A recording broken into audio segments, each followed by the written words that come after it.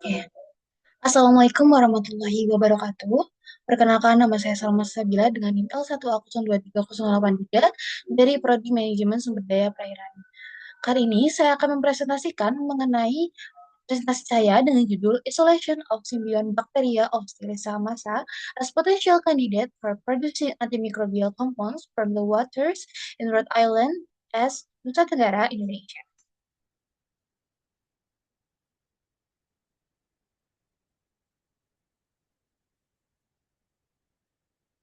Pendahuluan.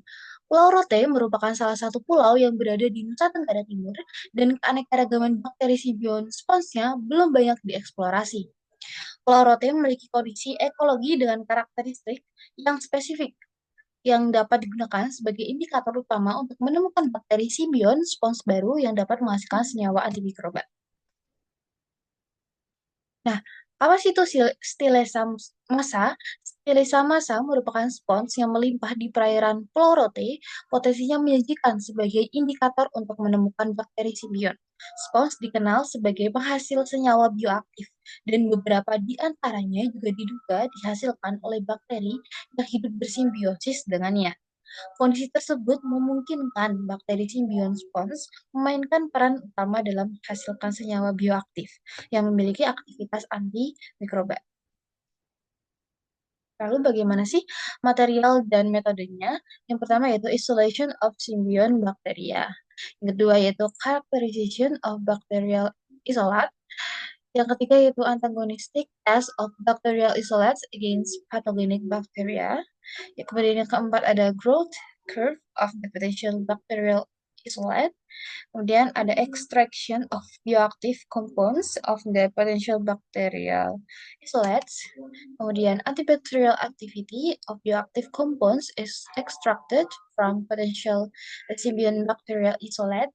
Kemudian molecular identification of potential bacterial. Dan yang terakhir yaitu gas chromatography mass spectrometry analysis. Lalu bagaimana sih hasilnya? Dihasilkan sebanyak 22 isolat bakteri diperoleh dari spons Stilesa massa. Nah, isolat-isolat ini menunjukkan berbagai karakteristik morfologi termasuk bentuk koloni seperti irregular dan rhizoid. Kemudian bagaimana sih karakteristik dari morfologinya?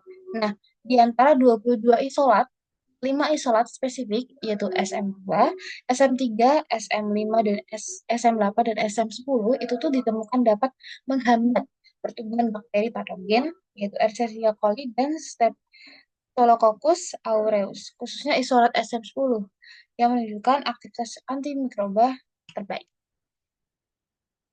Nah, untuk aktivitas antimikrobanya sendiri di isolat SM10 mampu menghambat E. coli dengan rata-rata 11,24 mm dan S. aureus dengan rata-rata 12,1111 mm.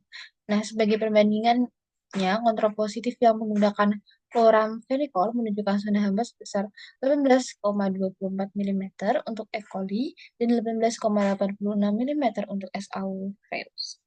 Nah, kemudian di jurnal ini juga terdapat identifikasi molekulernya. Nah, isolat SM10 ini diidentifikasikan sebagai Pseudomonas aeruginosa melalui identifikasi molekuler menggunakan 16S